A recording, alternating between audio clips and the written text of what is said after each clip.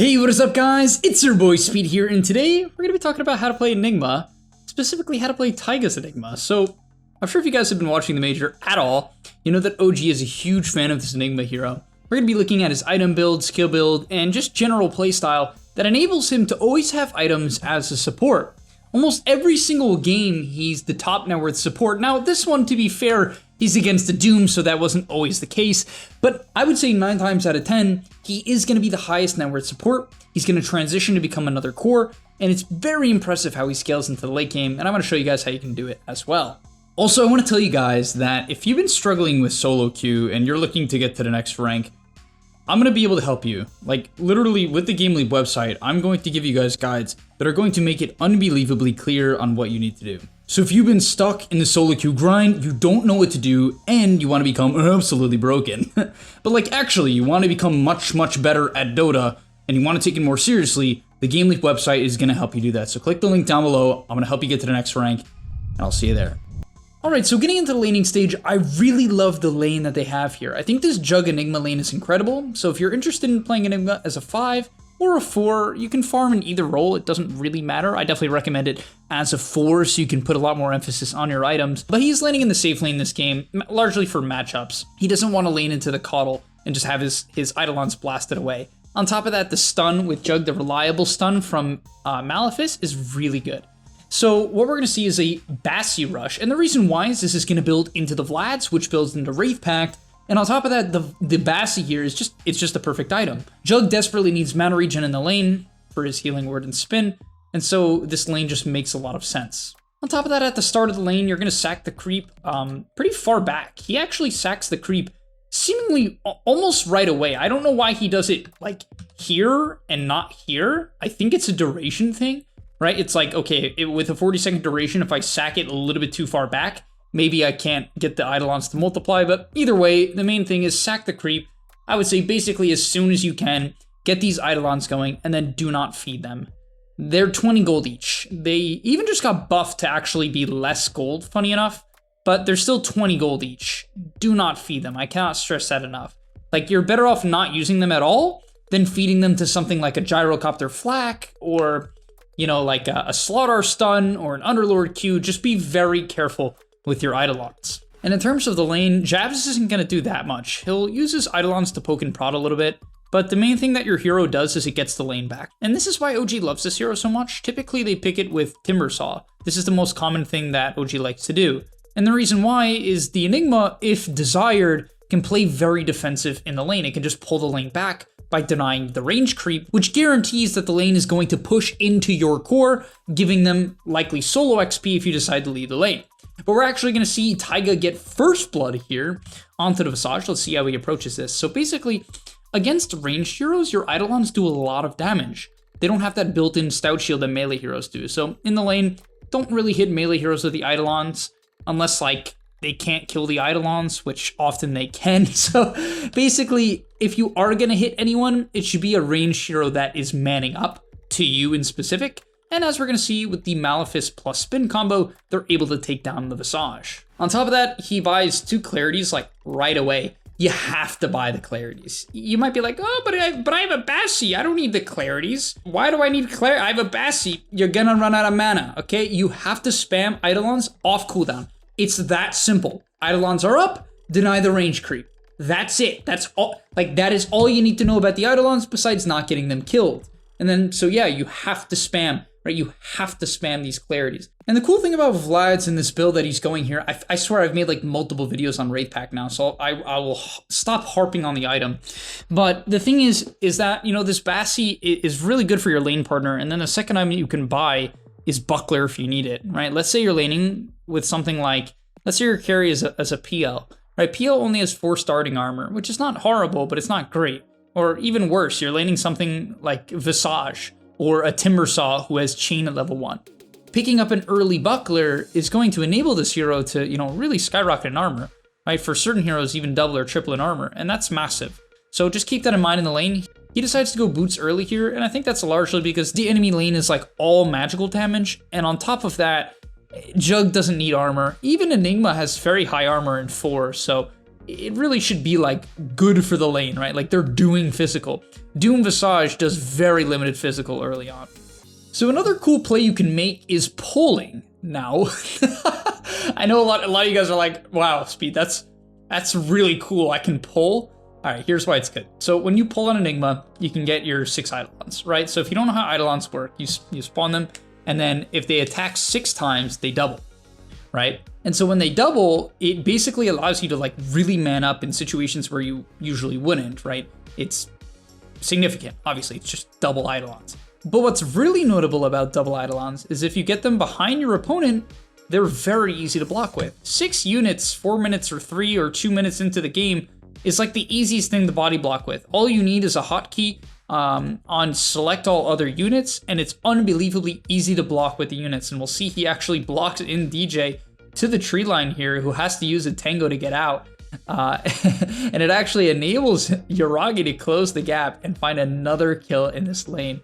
Pretty unbelievable stuff, you know, but it's really not hard to do. Like the tree trap he did there was, you know, pretty cute and something you won't see very often, but like regular body blocks with the Eidolons is actually quite easy. You'd be surprised. So the next thing that Taiga does particularly well is abusing the black hole and then understanding that Enigma, like I think what a lot of people don't get about Enigma is that this hero is pretty awful early game without black hole. I mean, Malefice is a decent stun, right? It's 0.6 seconds 3 times. That's technically a 1.8 second stun, but it's like sort of a 1.8 second stun. And so basically the key to this hero is to be incredibly greedy. You cannot play, at least I haven't seen it work, a sacrificial Enigma. I mean, you at least need 2 items for this hero really to feel good. And so let's see what he does. So as we'll see in this clip here, he has black hole, right? We're 10 minutes in. He's level 6. That's mainly because he had a dominant laning stage. And you'll notice he has no problem dropping the black hole. This is a combo he's going to do over and over again this game. He sets up with the Malefice, and if he determines if it's a good black hole, he'll drop the black hole. Especially when Malefice is maxed out with the level 10 talent, you can actually have a very long period of time where you can decide whether or not you want a black hole or if you want a black hole, a high mobility hero. And so yeah, he gets the kill. Now, this is the important part. I'm gonna pause the video for 3 seconds. What do you think he's gonna do next? He's gonna run top. And the reason why he runs top here is because he understands that Jug is actually gonna look to pressure the mid tower and he's gonna farm. Yeah, you heard that right. The position 4 is gonna farm, right? He's gonna actually go to the top side of the map. Only 10 minutes in, it's not that late into the game, and Jug could easily farm here, right? But he's gonna come up here, sack the range creep, kind of grief the Doom's farm a little bit, and start to get his items. And this is how he gets huge every game. He just takes whatever lane his team doesn't want him to farm, and that's not an easy thing to determine, but that's what you should look to do. He's gonna end up getting Dove here, but honestly, it doesn't really matter. Like, when you get Dove as Enigma, it's usually not that bad, because optimally, you keep your Eidolons alive while you're dying, and the Eidolons can clear the creep wave. For instance, when he's getting Dove here, I even think it's a bit of a mistake on his part to bring these Eidolons over. I think he's just dead here, there's nothing he can do about it, and he can look to actually clear out the creep wave and even stop the push with the Eidolons while he's dying. Funny enough, on the same note, before we move on more towards the mid to late game, I got a little clip here. It's 11:30, he's dead. His Jug is kind of in a pretty aggressive position, right? This Jug's getting pretty close to this Ember. His team is postured quite aggressively, right? Look at this, right? They're collapsing on this Jug. Jug's dead, obviously. This is not so good. But look what he does. He TP's mid. Yeah, I know for a fact people are thinking right now, they're like, Speed, if I pick this in my pub, I'm getting flamed to the ends of the earth. And you know what, you're somewhat right, you might. But just keep this in mind, if you are playing this version of Enigma, you gotta take the space. Your hero scales unbelievably well with levels and items. And so for the entirety of the game, you need to do this. And here's why. This is what your hero's good at. Like, Eidolons are one of the best wave clear abilities in the game. There's not a lot of heroes in Dota that have units, right? There's just not. Enigma's one of them. He's not really looked at as like a unit hero because he's not a Beastmaster or a Lycan or Nature's Prophet, but he is. He's a hero that can split the map without showing his actual hero. And that is something that OG will constantly take advantage of, and we'll see an example of again later into the video. Okay, so upcoming here is, I would say, the most important sequence of the game from Taiga. This is the most high skill thing you can do in your pubs easily, and you can just copy it from this video. So as we're gonna see, his team is looking to posture mid. How often does that happen in your pubs? All the freaking time. That's all people do. They just run mid, right? So what does he do? He sends the Eidolons to top. He has his blink dagger. He has this black hole. He's ready to go. However, these Eidolons in the top lane are crucial. If you want to get a good black hole or you want to get a good team fight, you need to do this. This gets you farm and it sets up for a good fight. Even if, let's say, no one TP's top to defend this wave that's pushing in, which is the main thing you're going to see here. These Eidolons are going to completely clear out the wave. They're unbelievably good at clearing waves, right? They do so much damage, right? Even if no one goes top and responds, okay, you're getting a ton of farm, right? You're getting a ton of CS. If someone does respond, which in a moment, let's see what happens top, the Wraith King's going to show up, right? He wants to push this out. The Enigma's already mid. So now this Wraith King is showing in a very defensive portion of the map, right? A very, very defensive portion of the map. And so they know he has to at least TP in if they want to fight.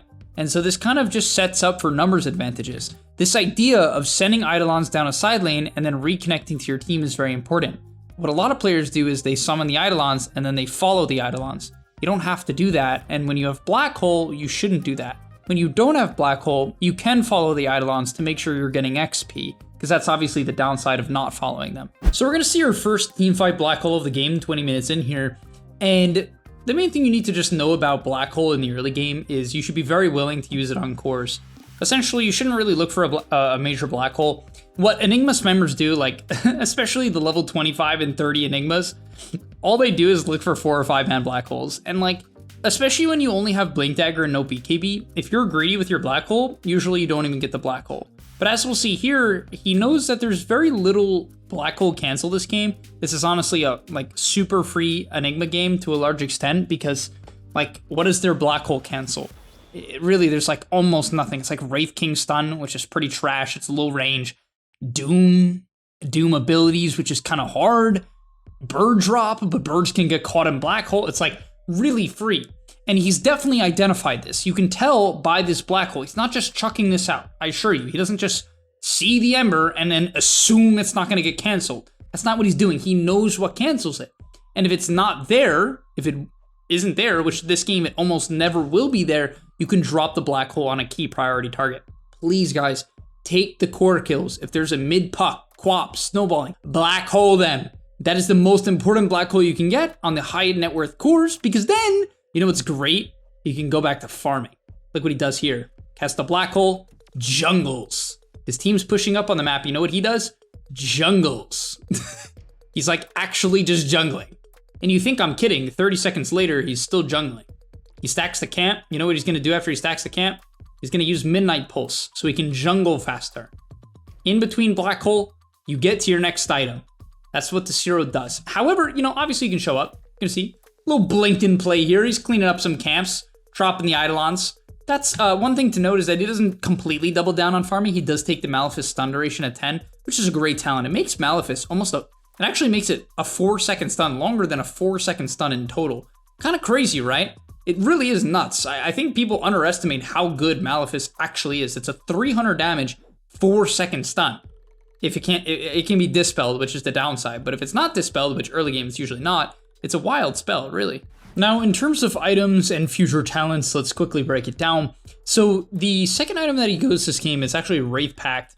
Honestly, I'm not even gonna cover this item. It's just broken. Like, basically, you can buy this on any position 4, and it's practically gonna be good. It's kind of an insane item. It's pretty surprising that it's only being bought now. It did get buffed like massively in the last patch, and then you go for a BKB. Basically, I think if your team has another Wraith Pact buyer, then it's nice to just go immediately for the BKB. But the reality is that you shouldn't feel like if you're gonna play, and I can assure you, Taiga does not solely play this hero around the Black Hole. Now, that might seem weird because he has a blink BKB. It's like, yeah, he is. Well, I mean, yes, to an extent, of course you are, right? Like, of course, if you're gonna farm and shove side lanes, he's 207 CS. Bruh, I know safe lane players or offlane players who get this CS in 41 minutes. He has this on position 4, which should say something. But, you know, if you have another hero that's buying this item, then you can skip it. I just think in most games, honestly, going this Wraith Pact is pretty broken. Because if you throw down a Midnight Pulse, a Malefice, and a Wraith Pact, that's like plenty of teamfight impact. You could have no Black Hole and just use your stun, your Midnight Pulse, and then Wraith Pact, and that's plenty of impact. It really is. Midnight Pulse is an insane ability. It's a BKB piercing 12% damage per second ability. Like, it removes HP. It's like Midnight Pulse with the Midnight Pulse radius talent at 15 is wild. By the way, Valve, I'm not gonna lie, guys. What are you doing with this level 15 choice on Enigma? It is pathetic. Malefice instance damage. You can get 90 bonus damage if it procs 3 times, which is like not a guarantee, or 200 Midnight Pulse radius. I would say 30 Malefice damage is like a bottom 3 talent at level 15 in all of Dota. In Midnight Pulse radius is like a top 3. It's like not even close. But either way, we're gonna end the game here. This Black Hole literally ends the game. I think he's Black Holed Ember like 5 times this game. He has gotten 1 2-man Black Hole and like 4 1-man Black Holes on the Ember this game.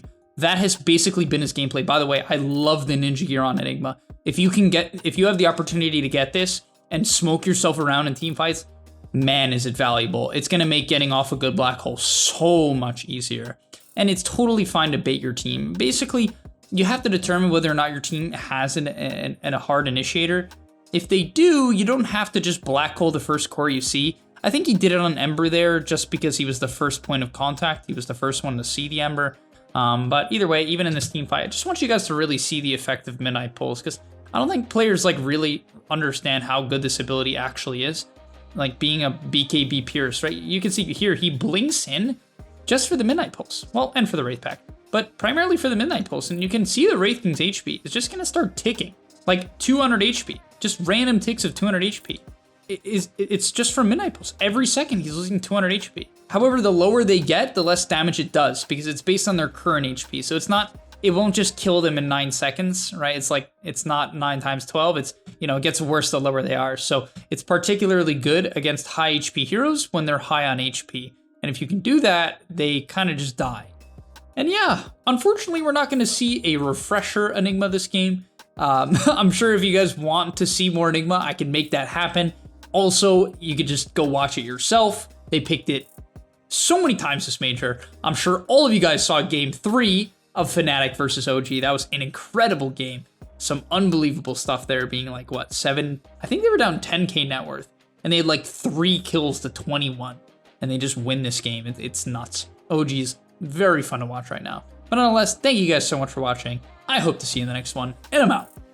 Peace.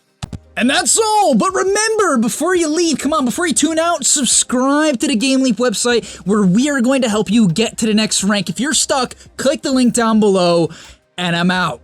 Peace.